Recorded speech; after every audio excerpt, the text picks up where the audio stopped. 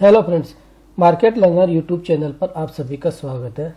इस वीडियो के माध्यम से हम निफ्टी 50 का एनालिसिस करेंगे, सीखेंगे, समझेंगे क्या लेवल हमारे लिए इम्पोर्टेंट है और दिसंबर महीने की हमारी एक्सपायरी कहां पे हो सकती है, किस तरह का स्ट्रक्चर है और जनवरी की सीरीज में क्या हम अपसाइड के लिए चलेंगे या डाउन साइड के लिए या साइडवेज रहेंगे। इन सारी बातों को हम डिस्कस करेंगे। वेव के प्रोस्पेक्टिव से हम एनालिसिस करेंगे अपना और अपना व्यू बनाएंगे किस तरीके से हम आने वाले जनवरी मंथ में किस तरीके से ट्रेड कर सकते हैं। इन सारी बातों को हम डिस्कस करेंगे।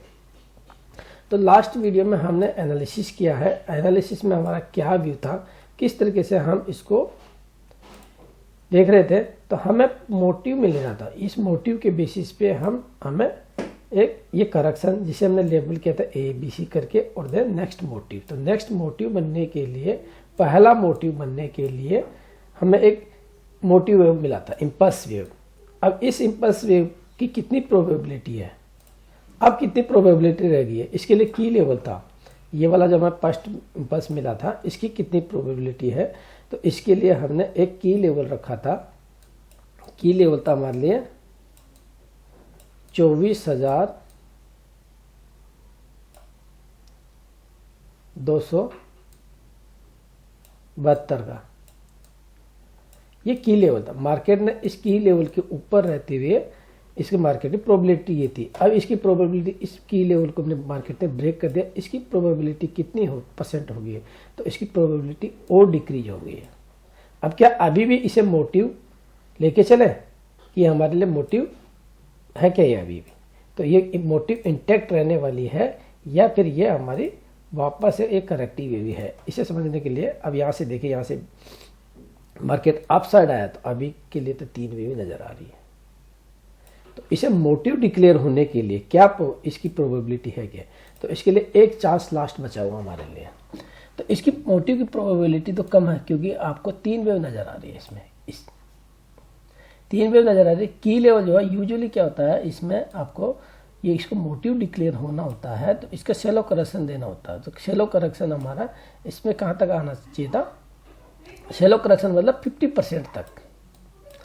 अब ये डीप करेक्शन हो गया, डीप करेक्शन से भी ज़्यादा करेक्ट हो गया है।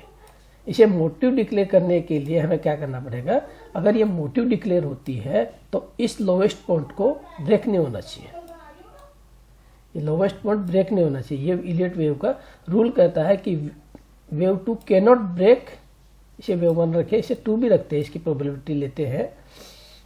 तो इसके wave 2 cannot be break starting point of wave 1। Wave 1 का स्टार्टिंग पॉइंट यहाँ से ले रहे हैं। कितना लेवल है ये हमारे लिए इसको देखें तो ये था पिछला लो क्या था, इसको देख लेते हैं। ये लो था हमारे लिए 23,280 के पास का ही लो है, तो ये ब्रेक नहीं करना चाहिए। 23,000 एग्जैक्ट इसको देखें तो 23,263 का लेवल है।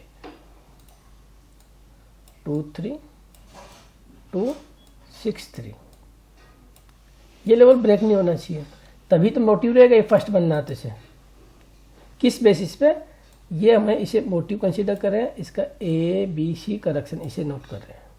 देन नेक्स्ट इम्पल्स बनना है, तो नेक्स्ट इम्पल्स के लिए अब इसकी प्रोबेबिलिटी बहुत कम हो गई है। तो इसको रीड कैसे करें, इसकी लेबलिंग कैसे करें, तो इसे समझें। 1 आवर पे आ गया, इसे मोटिव डिक्लेयर करने हैं। यानी कि बायर्स को यहां से डोमिनेट करना है। मार्केट में एक डीप करेक्शन आया है। डीप करेक्शन कहां तक आ चुका है इसको देखें।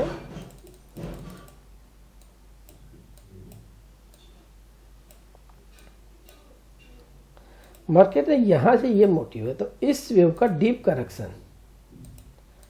करेक्शन ये आया, ये वाला जिसे हमने पिछले वीडियो में करेक्टिव वेव के फॉर्मेशन में इसे लेबल करते हैं, तो ABC करके इसे लेबल किया हुआ, ये डीप करेक्ट किया मार्केट ने।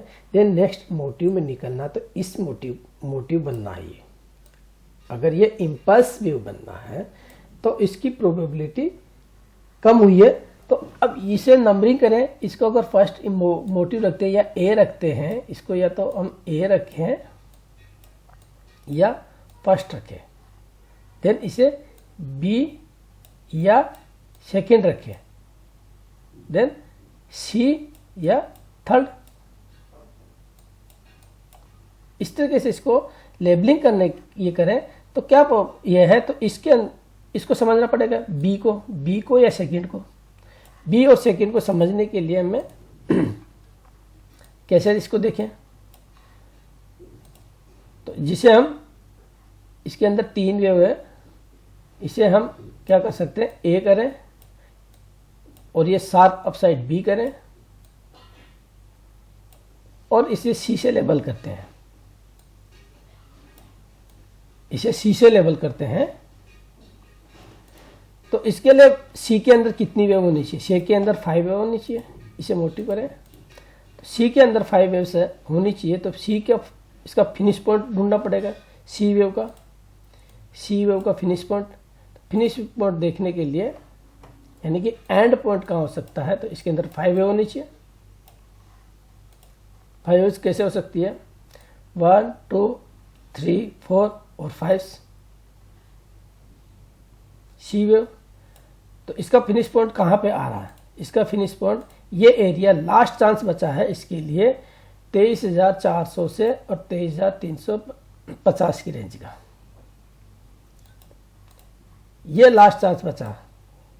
इसे वेव 2 या वेव बी डिक्लेयर होने में ये लास्ट चांस बचा है कि यहाँ से मार्केट को अगर डोमिनेट करना है तो 23,000 एक रेंज है, 23,400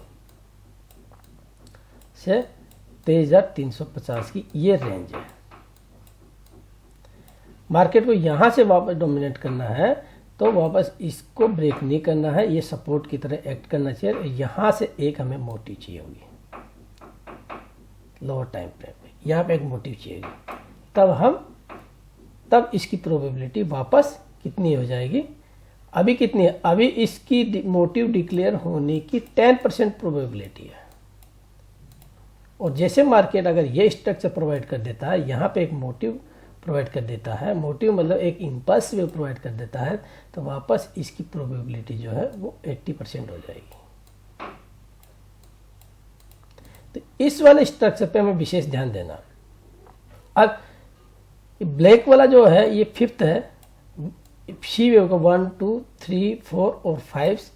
तो 5th के अंदर इंटरनल्स को समझते हैं। तो 15 मिनट के टाइम फ्रेम पे देखें तो यहाँ पे 5th वेव के इंटरनल्स किस तरीके से रह सकते हैं, इसे सी वेव डिक्लेयर करने में 1 2 3 4 और 5। तो सी के इंटरनल कैसे बनने चाहिए, यानी कि 5th वेव के लास्ट वेव है, तो इसके अंदर कैसे वेव है 1 2 3 4 और 5। ठीक, यहां से ये स्ट्रक्चर ब्रेक होना चाहिए। ये स्ट्रक्चर ब्रेक करके मार्केट यहां पे आता है, यहां पे आता है वापस ये वाली इंफॉर्मेशन जो मिलेगी ना, इसके बेसिस पे हमारा ये होगा, फर्दर व्यू बनेगा। तो मार्केट के लिए इस वेव का फिनिश पॉइंट जो है ये 400 से 23,400 से लेकर के 23,350 की रेंज का है। मार्केट इस लेवल को होल्ड नहीं करेगा अब, तो फिर ये इसके चांसेस क्या हो जाएंगे, इसको टेक कर देगा। पिछला लो है ना हमारे लिए ये वाला 263 का 260 का जो लेवल है, 23,263 का लेवल। फिर सपोर्ट कहाँ निकल के आएगा, फिर सपोर्ट निकल के आएगा इसका 22,854।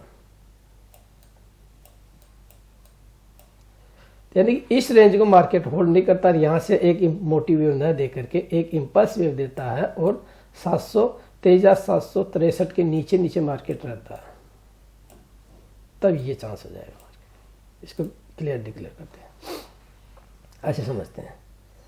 यहाँ से मार्केट एक मोटिव व्यू न दे करके इसके नीचे ही टाइम स्पेंड करता है या करेक्शन देता है, तो देन हमारे लिए ये हो जाएगा। तो अभी के लिए मार्केट में है कोशिश हो करके, क्योंकि ये सपोर्टिव स्ट्रक्चर है, सपोर्ट जोन आ गया, यहाँ पे सेल अगर करना है, यहाँ पे हमें सेल करना है, तो सेल कब तक कर सकते हैं, जब तक मार्केट 23,763 की लेवल के नीचे है, इस लेवल के नीचे, तब सेल कर सकते हैं। मार्केट 23,350 से लेकर के 23,400 की रेंज, ये वाला जो जोन है ये सपोर्ट वाला जोन है। किस वेव का? क्योंकि ऐसे मोटिव डिक्लेयर होना है तो इसका ए बी सी करके इसे करेक्टिव वेव लेते हैं। इसे यानी कि इम्पल्स वेव डिक्लेयर होना ना, तो ए बी सी करके सी का लास्ट पॉइंट जो है 1 2 3 4 और 5 के अंदर भी देखें तो वो आपको 5 मिनट पे दिखाई देंगे या 15 मिनट पे दिखाई देंगे।